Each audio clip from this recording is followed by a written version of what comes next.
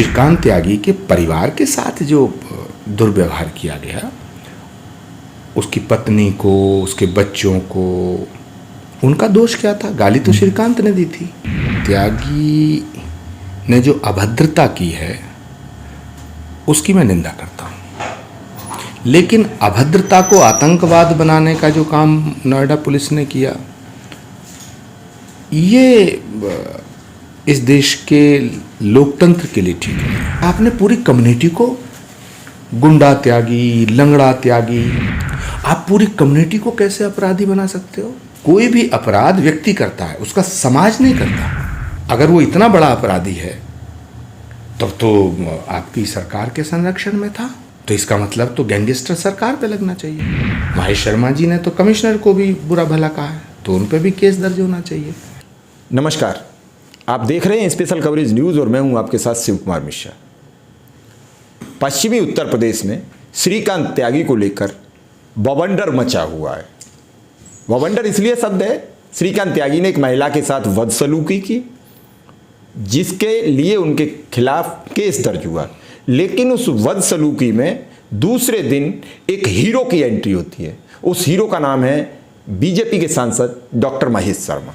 Doctor Mahesh Sharma इस पूरे घटनाक्रम में पहले दिन से बेहद सख्त नजर आए। उन्होंने कहा 48 घंटे में गिरफ्तारी होगी, और 48 घंटे बीतते बीतते शाम को वो श्रीकांत त्यागी जी के आवास पर पहुंचते हैं। और श्रीकांत त्यागी के आवास पर उससे पहले कुछ उन्हीं के समाज के लोग वो कह रहे हैं श्रीकांत के फैसला कराने गए थे, जबकि उनके मुताबिक वो उन्हें धमकाने गए थे, और मामला तूल पकड़ जाता है। और उसी समय लाइव रिकॉर्डिंग में बीजेपी के सांसद डॉक्टर महेश शर्मा प्रमुख सचिव गृह से बात करते हैं, और बातों ही बातों में नोएडा पुलिस कमिश्नर के नाम के साथ भद्दी गालियों जैसे शब्द प्रयोग करते हैं। हालांकि वो गालियां मैं नहीं बता सकता, और इस सबसे मामला तूल पकड़ जाता है। क्योंकि अभी मामला तूल पकड़े हुए है, त्यागी समाज में बेहद रोष है, गांव गांव मीटिंगें हो रही हैं, और इस सब पर बातचीत करने के लिए मैंने आमंत्रित किया है आचार्य प्रमोद कृष्णम जी को। वो इसलिए कि जब कानपुर में विकास दुबे हत्याकांड हुआ था, उस समय आचार्य प्रमोद कृष्णम खुलकर ब्राह्मण समाज के साथ आए थे, और उस दिन से आचार्य जी ब्राह्मण समाज की बात करने लगे प्रमुखता से। मामला ब्राह्मण समाज का, तो सीधा सवाल, आचार्य जी, श्रीकांत त्यागी के साथ हुआ ये घटनाक्रम, सहमत हैं आप इससे? हाँ, देखिए, महिलाओं के साथ अभद्रता का समर्थन नहीं किया जा सकता है, और श्रीकांत त्यागी क्योंकि भारतीय जनता पार्टी के नेता हैं, उनसे ये उम्मीद नहीं की जा सकती थी कि वो किसी महिला को गाली दें। तो ये उनकी बहुत बड़ी गलती है, और ये इसके खिलाफ इसकी भर्त्सना की जानी चाहिए, इसकी निंदा की जानी चाहिए, और जो की गई है। निंदा से बिल्कुल आपकी बात से सहमत हूं, लेकिन सवाल ये खड़ा होता है, क्या श्रीकांत त्यागी ने इतना बड़ा गुनाह किया जिस तरीके से ये पूरा मामला तूल पकड़ता चला गया?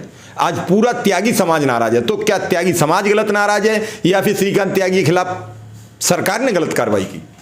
देखिए, पहली बात तो यह है कि श्रीकांत त्यागी ने जो अभद्रता की है उसकी मैं निंदा करता हूँ, लेकिन अभद्रता को आतंकवाद बनाने का जो काम नोएडा पुलिस ने किया, ये इस देश के लोकतंत्र के लिए ठीक नहीं है। क्योंकि जहाँ तक मुझे सूचना है लोगों से, मीडिया के द्वारा, श्रीकांत त्यागी कोई अपराधी ही नहीं है, श्रीकांत त्यागी कोई आतंकवादी नहीं है। 4 गाड़ी लेके चलना, सुरक्षा बाउंसर, सिक्योरिटी गार्ड, वो भी पुलिस ने प्रोवाइड करा रखे थे उसे। तो जिस आदमी को पुलिस प्रोटेक्शन मिला हुआ है, तो वो तो बिना सरकार के आदेश के नहीं मिल सकता। तो ये आज तक एक आदमी बहुत अच्छा है, और अचानक वो आदमी अपराधी बन गया, ये बड़ा सवाल है। अभद्रता और आतंकवाद में बड़ा फर्क है। आपने आनन फानन में उसके ऊपर गैंगस्टर लगा दिया। जिस महिला के साथ अभद्रता हुई उसकी धाराओं में उस पर केस लगना चाहिए, बिल्कुल लगना चाहिए। लेकिन ऐसी कौन सी बात थी, ऐसा कौन सा राज था, ऐसा कौन सा रहस्य था सरकार का और पुलिस का जो श्रीकांत के पास था, जिसमें इतनी जल्दबाजी की गई? ये सवाल खड़ा होता है कि आपने उन धाराओं में केस रजिस्टर्ड किया। गाली देने, धमकी देना, वो ठीक है, कोई समर्थन नहीं कर रहा, कोई इसका विरोध भी नहीं कर रहा इस बात का। लेकिन आपने आनन फानन में उसके ऊपर गैंगस्टर लगा दिया। भाई, जिस आदमी के ऊपर आप गैंगस्टर लगा रहे हो, उस आदमी के जो आपके सारे बड़े नेताओं के साथ 24 घंटे रहता है, आपकी पार्टी का पदाधिकारी है। नहीं, वो लगातार डिनाई कर रहे हैं कि नहीं है पदाधिकारी। झूठ बोलते हैं, झूठ बोल रहे हैं, कोरा झूठ बोल रहे हैं। उसके घर को बुलडोजर से बुलडोज करने के लिए आप चल दिए। सोसाइटी के अंदर अतिक्रमण होता ही नहीं, और पेड़ लगाना अतिक्रमण में थोड़ी आता, बाउंड्री बनाना। अगर कोई कंस्ट्रक्शन करे तो उसको हम अतिक्रमण कह सकते हैं। तीसरा, आपने उस पर इनाम रख दिया। इसका मतलब है, मुझे तो कुछ लोगों ने ये बताया कि ये श्रीकांत त्यागी का एनकाउंटर कर देंगे।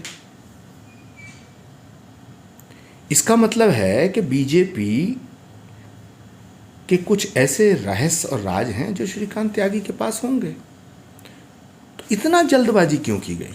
तीसरा एक बड़ा सवाल है कि श्रीकांत त्यागी के परिवार के साथ जो दुर्व्यवहार किया गया, उसकी पत्नी को, उसके बच्चों को, उनका दोष क्या था? गाली तो श्रीकांत ने दी थी।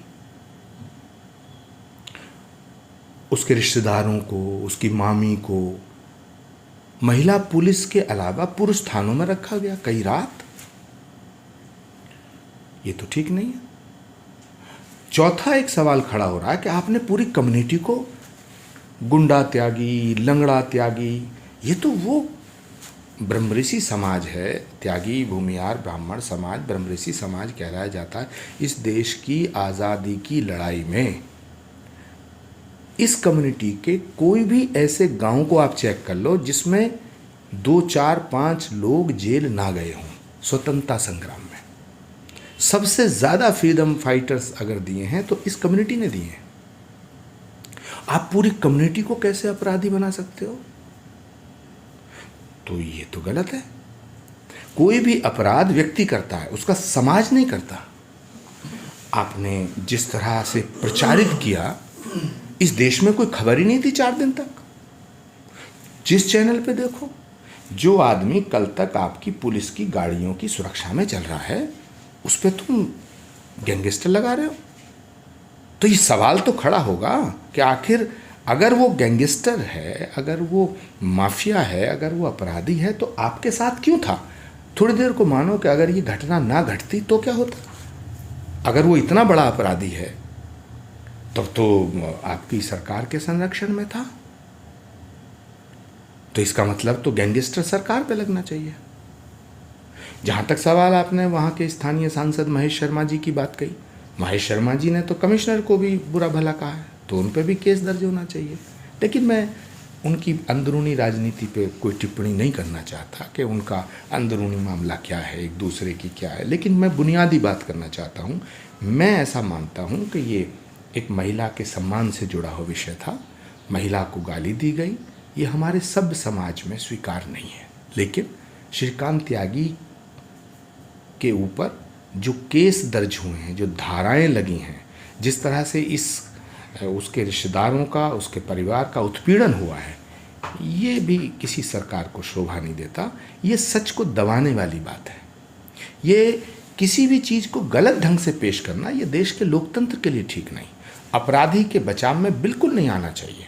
अगर किसी ने अपराध किया उसको सज़ा मिले, लेकिन उसके घर वालों का दोष क्या था? आप किसी के कैरेक्टर एसेसिनेशन करने की बात थोड़ी कर सकते हैं। ये तो श्रीकांत के कैरेक्टर एसेसिनेशन करने की बात है। अगर वो अपराधी था तो उसके कौन से अपराध थे वो सामने लाने चाहिए। पुलिस को रखना चाहिए। फिर आपने उसका रिमांड नहीं मांगा, बिल्कुल।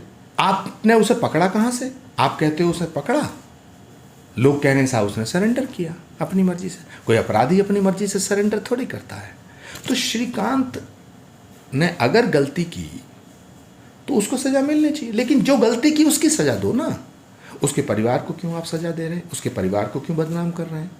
आप उसको माफिया सिद्ध करना चाहते हो, आप उसको पता नहीं क्या क्या सिद्ध करना चाहते हो। तो भाई कहते हैं साहब वो 4 गाड़ी लेके चलता था। अरे अगर उसकी गाड़ी गलत है तो उसकी गाड़ी पकड़ो। वो साहब सिक्योरिटी लेके चलता था, सारे देश के कलाकार, सारे देश के नेता सब सिक्योरिटी लेके चलते हैं, तो क्या सब अपराधी हैं? तो बड़े सवाल हैं। बिल्कुल बिल्कुल। ये समय पर ये देश की जनता के सामने और इस किसी कम्युनिटी को बदनाम क्यों करना चाहते हो आप? मैं तो अफसोस के साथ, मुझे बड़ी पीड़ा पहुंची, मुझे बड़ा अफसोस है इस बात को देखे। और मैं किसी भी कम्युनिटी के लिए कहता हूँ, कोई भी अपराधी किसी कम्युनिटी में हो सकता है, लेकिन उस कम्युनिटी पे आप हमला करेंगे। कैसे कैसे हेडिंग चलते थे, कैसी कैसी हेडलाइन चलती थी, गुंडा त्यागी, गालीबाज त्यागी, लंगड़ा त्यागी, अपराधी त्यागी, माफिया त्यागी। अरे भाई तुम किसी कम्युनिटी को बदनाम कैसे कर सकते हो? तो इसलिए मैं अपील करना चाहता हूँ आदरणीय योगी आदित्यनाथ जी से कि वो अपने इस पुलिस प्रशासन के जो अमले हैं, ये जो अमला है उनके पास में, ये जो ताकत भगवान ने और इस देश की जनता ने दी है, और ये कम्युनिटी वो कम्युनिटी है जो 100% बीजेपी को वोट दिया इसने। मैं अपनी बात बताऊँ, मैं राजनाथ सिंह जी से लखनऊ चुनाव लड़ा तो वहाँ काफ़ी इस कम्युनिटी का हमारी का वोट है, लेकिन सब राजनाथ जी को बीजेपी कर रहे थे। और मुझे एक बार तो श्रीकांत त्यागी कहीं शादी में मिले तो मैंने पूछा भाई कि भाई कैसे चल रहा सब, तो किसी ने कहा साहब ये किसान कांग्रेस के बड़े नेता, तो मुझे इंट्रोडक्शन हुआ। तो उस दिन जब बात हुई कि तो पता चला कि मैंने कहा अच्छा आजकल तो सारे त्यागी ब्रह्मऋषि समाज पूरा भाजपा में गया हुआ भाई। पहले तो किसी ने कहा साहब 40 साल तक तो कांग्रेस के साथ थे जी। तो श्रीकांत ने कहा कि साहब क्योंकि योगी जी जो हैं वो भगवान हैं। अच्छा। हाँ, और मैंने कहा तुम्हारा राजनीतिक गुरु कौन है? कि साहब वो स्वामी प्रसाद मौर्य और केशव प्रसाद मौर्य।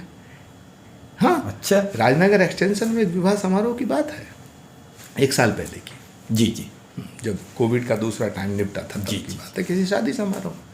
हाँ नहीं, तो यहाँ एक सवाल ये भी बन रहा है कि जिस तरीके से आप खुशी दुबे को लेकर मैदान में आ गए थे, टीवी सोशल मीडिया छाई हुई थी, आचार्य प्रमोद कृष्णम ब्राह्मण समाज के साथ आए, क्या उसी तरीके से आप कुछ करेंगे या फिर क्या अगला कदम? देखिए, जिसके ऊपर जुल्म होता है मैं उसके साथ हूँ। तो आप श्रीकांत त्यागी के साथ हैं? श्रीकांत त्यागी ने गाली दी उस महिला को, मैं उस पार्ट पर महिला के साथ हूँ। लेकिन पुलिस ने, प्रशासन ने जो जाति की है श्रीकांत त्यागी के परिवार पर, उनके रिश्तेदारों पर, उनकी बेइज्जती की है, उत्पीड़न किया है और पूरी कम्युनिटी को जो टारगेट किया है, मैं इसके खिलाफ हूँ। ये नहीं होना चाहिए जी। तो ये थे हमारे साथ आचार्य प्रमोद कृष्णम जी, जिन्होंने श्रीकांत त्यागी पर अपनी बेबाक टिप्पणी रखी और कहा कि जो श्रीकांत के परिवार के साथ दुर्व्यवहार हुआ है उसके मैं साथ हूं, और जो महिला के साथ बदसलूकी हुई उस पर मैं महिला के साथ हूं। इसी के साथ मैं आपसे विदा लेता हूं। अगली खास मुलाकात के साथ फिर आपके सामने हाजिर रहूंगा। तब तक के लिए नमस्कार।